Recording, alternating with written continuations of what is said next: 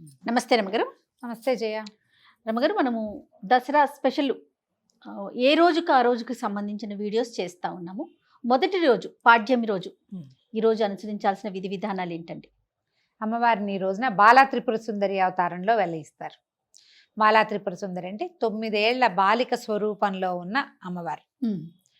ఈ రోజున ఈ వెలయించడంతో పాటుగా ఇవాళ నుంచి మనం దసరా పూజలు మొదలు పెడతాము. నవరాత్రులు అంటే పొద్దున్నే కలశం పెట్టుకోవటం, ముందే ఇల్లు శుభ్రాలు అవి చేసుకుంటాం, చక్కగా మామిడి తోరణాలు కట్టడం, వాకిళ్ళకి గుమ్మాలకి పసుపు రాసి బొట్టు పెట్టుకోవడం, తులసమ్మకి కాస్త పసుపు రాసి బొట్టు పెట్టి ఒక దీపారాధన చేసుకోవటం, తర్వాత కలశం పెట్టదలుచుకున్న వాళ్ళు కలశ స్థాపన ఉదయం చేసుకుంటాం. కలశం పెట్టడము, అఖండం పెట్టదలుచుకుంటే అఖండం కూడా ఒక చిన్న మంచి మూకుడు, పెద్ద సైజు మూకుడు తీసుకోవటం, దానికి పెద్ద ఒత్తి, దానికి సరిపడా కొంచెం లోపల 2-3 చుట్లు వచ్చి పైకి ఒత్తి వచ్చేలాగా పెట్టుకోవాలి. కరెక్ట్ గా వేసామనుకో ఒత్తి ఇదైపోతుంది కదా, పొడి తీసిన కొద్దీ ఒత్తి చిన్నదైపోతుంది. అట్లా కాకుండా మెలిపెట్టిన ఒత్తిని ఒక 2 రౌండ్లు లోపల నూనెలో ఉండాలి, ఒక్కొక్కస పైకి రావాలి. మనం ఇది తీస్తున్న కొద్దికి సరిపోతుంది అనమాట. తర్వాత మా మూకుడులో చక్కగా నిండుగా ఆజ్యం పోస్తారు. మీరు నెయ్యి పొయ్యి దలుచుకున్నారో నూనె పొయ్యి దలుచుకున్నారో మీ విధానం పోసుకోవటము. వెలిగించి ఒక చోట కదలకుండా జాగ్రత్తగా రక్షించగలిగే ప్రదేశంలో, చిన్నపిల్లలు ఉండకూడదు, గాలి తగలకూడదు, ఇతరత్ర నడిచే వాళ్ళ బట్టలు రెపరెపలు వస్త్రాలు తగలటము లాంటివి జరగకూడదు. అట్లా చక్కగా మంచి ఏర్పాటుగా ఒక చోట అఖండం వెలిగించి పెట్టుకోవటం, అఖండం పెట్టడము. తర్వాత ఈ కలశ స్థాపన చేసుకోవటము. ఒక వినాయకుడిని పెట్టుకుని చిన్న పసుపు గణపతిని చేసి వినాయకుడిని ఆవాహన చేసి తర్వాత విసర్జన కూడా చేసి పక్కకు పెట్టుకోవటం. అప్పుడు అమ్మవారి ఆరాధన మీరు ఏ పటం పెట్టుకోదలుచుకున్నారో ఒక పీట మీద, ఒకవేళ ఈ కలశం పెట్టము, ఒక పీట వేసుకుని, లేదా మనకున్న రెగ్యులర్ దేవతార్చన ఎక్కడుందో అక్కడే ఈ అమ్మవారి ఫోటో మీరు ఏది పెట్టుకుంటున్నారో, సాధారణంగా పెట్టుకునే ఫోటో ఏంటంటే మనకి అమ్మవారి ఇట్లా కూర్చుని ఉంటుంది, పరమేశ్వరుడి మీద కూర్చున్నట్టు, అటు ఇటు సరస్వతి లక్ష్మి ఇద్దరు విసురుతున్నట్టుగా ఉండే పరివారంతో ఉన్న లలితా పరమేశ్వరి పటాన్ని అయితే బాగుంటుంది. మొత్తం అన్ని అవతారాలకి మనకి ఈ ఫోటో సరిపోతుంది. ఈ ప్రతిమ విశేషం ఏది ఉందో ఫోటో కానీ ఇంకో చిన్న ప్రతిమ కానీ పెట్టుకోవటం. తర్వాత అన్ని పువ్వులు అన్ని సిద్ధం చేసుకోవటం. ఏ రంగు వస్త్రాలు వేస్తాం రమ్మగారు? సాధారణంగా పింక్ మనం వేసుకున్న లాంటివి మంచిది. గులాబీ రంగు లేతదైనా, ఇందులో లైట్ కలర్, ఇందులో డార్క్ కలర్, బోల్డ్ అన్ని రంగులు ఉంటాయి కదా, ఏదో ఒక రకం వస్త్రం. అంటే మీరు ప్రతిరోజు ఒక వస్త్రాన్ని అమ్మవారికి సమర్పించటం, పూజ చేసుకుంటాము. వస్త్ర సమర్పణ చేసేటప్పుడు ప్రిఫరబుల్లీ పింక్ పెట్టుకోండి గులాబీ రోజు, మొదటి రోజు. సరే, ఇది ఏర్పాటు చేసుకోవటము. తర్వాత ఈ రోజున మొదటి రోజు కాబట్టి స్టార్ట్ చేస్తున్నాం కాబట్టి కొంచెం బాగా గ్రాండ్గా చేయాలని భావిస్తే కనుక మీరు పులిహోర, పాయసము అలాంటివి చేసుకోవచ్చు. అమ్మవారికి ప్రత్యేకంగా నివేదించేది ఏంటంటే ఇవాళ కట్టి పొంగలి, తర్వాత కేసరి, ఈ 2 నివేదన చేస్తారు. మీరు ఇంకా చాలా చేయొచ్చమ్మా. పాలు పళ్ళు పెట్టుకోవచ్చు. ప్రతిరోజు నియమంగా పెసరపప్పు నివేదన, పెసరపప్పు నానబెట్టడము, దాన్ని నివేదించటము. తర్వాత ఏమో పానకం చేసి పెట్టడము. మనము ఈ అమ్మవారి తాలూకు ఏ స్తోత్రం చదివినా కూడా అమ్మవారిది నామాలు పవర్ఫుల్. ఈ అంత పవర్ఫుల్గా ఉండే శబ్దాన్ని ఉచ్చరించడం వల్ల ఏమవుతుందంటే మన చుట్టూతా ఉన్న వాతావరణంలో ఒక రకమైన వేడి పుడుతుంది. ఏదైనా సరే, ఏ అమ్మవారి నామం అయినా కూడా దాంట్లోంచి ఒక ఉష్ణం వెలువడుతుంది, వేడి వెలువడుతుందని చెప్తారు. దానికోసం అనేది చల్లబరచడం కోసం అమ్మవారికి మనం పానకము, పెసరపప్పు తప్పకుండా నివేదించాలి. మిగిలినవి ఏవి చేసినా చేయకపోయినా ఇది చెయ్యాలని పెట్టుకోండి. ఇంత చాలా చేయొద్దు, ఇంత సులువుగా చేసి పెట్టుకోండి. బెల్లం నానబెట్టడం, పంచదార పానకం చేయొచ్చు, పనికొస్తుంది. పంచదార పానకం కూడా చలవని చెప్తారు.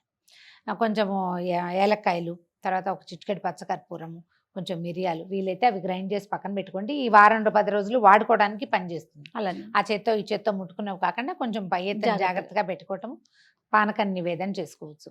అక్కడి నుంచి అమ్మకి బాలా త్రిపుర సుందరికి సంబంధించినటువంటి స్తోత్రాలు చదువుకోవచ్చు. మీకు స్తోత్ర నిధి యాప్లో బాలా త్రిపుర సుందరి అష్టోత్తరం శతనామావళి దొరుకుతుంది. అష్టోత్తర స్తోత్రము దొరుకుతుంది, శతనామావళి దొరుకుతుంది. ఆ 2 చదువుకోవటం మీ వల్ల అవేమీ కాదు. శ్రీమాత్రే నమః అంతే. మీరు దానికి ఒక లెక్క పెట్టుకోండి. శ్రీమాత చిన్నది కదా, అలా అనంగానే పూజ అయిపోయినట్టుగా అనిపించదు మనకి. 108 మీరు ఒక మాల పెట్టుకుని 108కి పూసలున్న మాలలు దొరుకుతాయి కదా, అవునండి. మాలతోటి అమ్మవారిని నమస్కారం చేసుకోవటం. ఆ మాలని మీరు 108 సార్లు జపం చేస్తే చాలా పర్ఫెక్ట్గా సరిపోతుంది, చేయగలిగితే గనక. ఇంకా కుంకుమ పూజ కూడా ఈ రోజు నుంచి మొదలు పెట్టుకోవచ్చు. మనం చిన్న ప్రతిమ విశేషం ఏదైనా పెట్టుకున్నాం, ఇట్లా ఉన్న ప్రతిమ లేదు మన దగ్గర, చిన్న గుండ్రటిది లలితా త్రిపుర సుందరివి మనకి రాగిది పెట్టుకోవచ్చు, చాలా మంచిది. వెండిదో లేకపోతే పంచలోహాలదో, బంగారు రూపు ఏదైనా లక్ష్మీ రూపు ఉందనుకోండి మన దగ్గర, దాన్నే త్రిపుర సుందరిగా భావించి బొట్టు పెట్టి పెట్టుకోవచ్చు. లక్ష్మీ రూపులు అందరి ఇళ్లలోనూ ఉంటాయి, ఏదో ఒక శ్రావణ మాసంలో కొనుక్కుంటాం కదా. పసుపు పెట్టండి, దాని మీద బొట్టు పెట్టండి, తయారైపోయింది అమ్మ. ఇక ఒక చిన్న దీంట్లో పళ్ళెంలో సెపరేట్గా పెట్టుకోండి, తమలపాకు వేసి దాని మీద ఈ అమ్మవారి ప్రతిమ విశేషం మన దగ్గర ఏది ఉంటే అది పెట్టుకోవటము. మీరు ఒకవేళ 108 సార్లు కాకపోతే ఇంత సమయం పెట్టుకుని చేసుకుంటాం అనుకోండి జపం, అమ్మవారిని తలుచుకుంటాం, అప్పుడు ఒక చిటికెడు కుంకుమ పట్టుకోవటం, వేసేయటం దాని మీద, అమ్మవారి మీదకి సమర్పించేసేయటమే. తర్వాత నివేదన చేసుకోవటము. మళ్ళీ సాయంకాలం పూజకి మనము ముత్తైదువులను పిలుచుకొని పేరెంట్ లాగా చేసుకోవచ్చు. ఎవరైనా పిలుచుకోవచ్చు, ఎవరినైనా ఒక్క ముత్తైదువునైనా పిలిచి పొద్దు నుంచి సాయంత్రం లోపల మీరు ఏది నివేదన చేసినా పనికొస్తుంది. ఏ పండు నివేదన చేసినా సరే. మీరు ఇది కాకుండా ఒకవేళ ఇలా చేయలేము, మామూలు వంట చేసుకుంటాం, అన్నం పప్పు కూర ఏవో చేసుకుంటాం కదా, మహానివేదన, అది కూడా నివేదన చేయొచ్చు. ఏ పాత్రలో వండుతామో ఆ పాత్రతో సహా తెచ్చి పెట్టచ్చు. లేదా ఒక అరిటాకులోనో ఒక వెండి పళ్ళెంలోనో, మనం ఎంగిల్ చేసిన పళ్ళాలు కాకుండా రోజువారీ మనం తినేవి కాకుండా ఒకవేళ అందులోనే ఉంటే దాంట్లో ఒక అరిటాకు వేసేయండి. అరిటాకులో ఈ చక్కగా అన్నము కూర పప్పు వేయటము, దాని మీద కొంచెం నెయ్యి వేసి ఒక చిన్న బెల్లం ముక్క, ఒక చెంచాడు పెరుగు వేసి చక్కగా నివేదన చేయండి. పూర్తి స్థాయి ఆహారం వచ్చినట్టు. కాదు రమ్మగారు, మనం ఇంట్లో తయారు చేసుకునే ఆహార పదార్థాల మీద కూడా బెల్లము నెయ్యి వేస్తే గనక అది పూర్ణ నివేదన కింద మనం ఇంకేం లేదు, ఒట్టి అన్నమే వండేవు నువ్వు, అన్నమే ఇంకేం వండలేదు, ఒట్టి అన్నం మీద కూడా ఓ బెల్లం ముక్క పెట్టడం, కొంచెం నెయ్యి వేయటం, ఇది పూర్తి నివేదన కింద అవుతుంది అన్నమాట. ఇది సమర్పించుకోవటము, ఒక నమస్కారం చేసుకోవటం. ఇప్పుడు ఈ మొత్తం ఈ 9 రోజుల్లో మనం చేసుకోగలిగేవి ఏంటంటే, రోజు లలితా సహస్రనామ పారాయణ చేసుకోవచ్చు. పొద్దున ఒకసారి, సాయంత్రం మళ్ళీ. ఒకవేళ కాదు ఇంకా ఇంకొకటి ఏదైనా చేయాలంటే లక్ష్మీ అష్టోత్తరం పారాయణ చేసుకోవచ్చు ప్రతిరోజు. లక్ష్మీ సహస్రనామం చేసుకోవచ్చు ప్రతిరోజు. ఈ 9 రోజులు ఏంటంటే మహాకాళి, మహాలక్ష్మి, మహాసరస్వతి రూపాలలోనే అమ్మవారు కొలవబడుతుంది.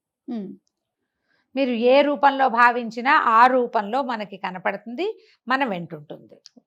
ఎలా కావాలంటే అట్లా చేసుకోవచ్చు. అయితే లలితా సహస్రనామం చేసుకోవాలంటే సహస్రనామం చదువుకోవటం, ఓ చిటికెడు కుంకుమ పట్టుకోవటం, చదువుకోవటం, ఈ కుంకుమని అమ్మవారికి సమర్పించేసేయండి. నివేదన చూపించి ప్రతిరోజు అమ్మవారిని కదపాలా, ఇలాంటి ప్రశ్నలు వస్తాయి, ఏమీ కదపద్దు. ఈ 9 రోజులు కూడా అలా కదిపే పని లేదు. మీరు పటం పెట్టుకున్నా, ప్రతిమా విశేషం పెట్టుకున్నా, కలశం పెట్టుకున్నా అమ్మ అక్కడ చక్కగా కూర్చుని ఉంటుంది. మనకి లలితా సహస్రనామాల్లో బాలా త్రిపుర సుందరి ప్రస్తావన చాలా క్లియర్గా చక్కగా స్పష్టంగా కనపడుతుంది. లలితా సహస్రనామాలు చూసుకుంటే మనం సహస్రనామం మనకి ఎట్లా నడుస్తుందంటే, అమ్మవారి సౌందర్య వర్ణన చేసిన తర్వాత భండాసుర వధ కోసం ఉద్యుక్తురాలై అమ్మ వెళ్ళినట్టుగా కనిపిస్తుంది. మొదటి రోజు అండి, అసలు మనకి లలితా సహస్రనామాల్లో అదే కనిపిస్తుంది. అదే మొదటి రోజునే బయలుదేరింది అనుకుందాం. ఈ బయలుదేరినప్పుడు ఆవిడ ఎలా వెళ్ళింది, ఎక్కడి నుంచి వచ్చాడు ఈ భండాసురుడు? పరమేశ్వరుడు మన్మథుడిని దహించినప్పుడు అదొక బూడిది కుప్ప అయిపోయాడట మన్మథుడు. బూడిది కుప్ప అయిపోయేసరికల్లా ఆవిడ రతీదేవి శోకించింది. అయ్యో, నీకు వివాహం చేసి నీ వల్ల సంతానం పొందాలి, సంతానం వల్ల తారకాసుర సంహారం జరగాలని ఇంత పని చేస్తే మన్మథుడినే భగ్నం చేశాడే భగవంతుడు. శివుడు ఏం చేశాడు, మన్మథుడినే బూడిద చేశాడు కదా. ఇలా అయ్యిందని ఆవిడ దుఃఖిస్తే అమ్మవారు ఆమెకి ఏం చెప్పింది, ఏం పర్వాలేదు, నీకు కనిపిస్తాడు, అనంగుడుగా ఉంటాడు, శరీరం లేకపోయినా వాడు ఉంటాడు, అతను మన్మథుడు ఉంటాడు, నీ వరకు రతీదేవికి మాత్రం సాకారంగా కనపడతాడట అని చెప్పి వరం ఇచ్చింది. అయితే ఈ బూడిద కుప్పలా పడిపోయింది కదా, ఈ కుప్పలా పడిపోయిన బూడిదని ఈ పరమేశ్వరుడి యొక్క వెనకాల ఉంటారు కదా శివగణాలు, ఆ గణాలలో ఒకడు దాన్ని ఇట్లా ప్రతిమలాగా చేసాడు, ఒక బొమ్మ చేశాడట ఆ బూడిదతోటి. అప్పుడు అయ్యో అన్నారు, భండ భండ అన్నారు, ఇదేమిటి అని. ఆ భండు ఆ బూడిదతోటి తయారు చేయబడిన వాడు ఒక రాక్షసుడుగా మారాడు. శివుని దాంతో చేసిన వాడు రాక్షసుడు. శివుడు కాల్చిన బూడిద, మన్మథుడి బూడిదే అది. కానీ మన్మథుడికి శరీరం వచ్చేసింది, ఇది అవశేషం కదా. ఈ అందుకని బూడిదలో చేతులు పెట్టి ఆడకూడదు అలాంటివి చెప్తారు కదా పెద్దవాళ్ళు. ఎందుకు ఈ భండాసురుణ్ణి సంహరించడానికి లలితా త్రిపుర సుందరి తన సైన్యంతో సహా వచ్చింది. అందులోనే మనకి వారాహి వాళ్ళందరి స్వరూపాలు కనపడతాయి. లలితలో కనిపిస్తుంది ప్రత్యేకంగా. ఈ భండపుత్ర వధోద్యుక్త బాలా విక్రమనందిత అని ఒక నామం ఉంది. భండు యొక్క కుమారుణ్ణి సంహరించింది అమ్మవారు. ఏది కుమారి రూపంలో బాల విక్రమనందిత అని చెప్తారు. బాల యొక్క విక్రమాన్ని చూసి సంతోషించింది అమ్మవారు. అమ్మవారి పుత్రికగా చెప్తారు ఈ బాలా త్రిపుర సుందరిని. మనం ఏమనుకుంటే ఆమె యొక్క బాలిక రూపం అనుకుంటాము, ఇట్లా చూపిస్తారు. మనం ఎట్లాగైనా చేయొచ్చు. ఓకే. అయితే ఈ రూపాన్ని మనం ఎట్లా ఆలోచించాలి? ఒక 9 సంవత్సరాల చిన్న కన్యకా స్వరూపం. మనకి ఫోటోలు కూడా కనిపిస్తాయి.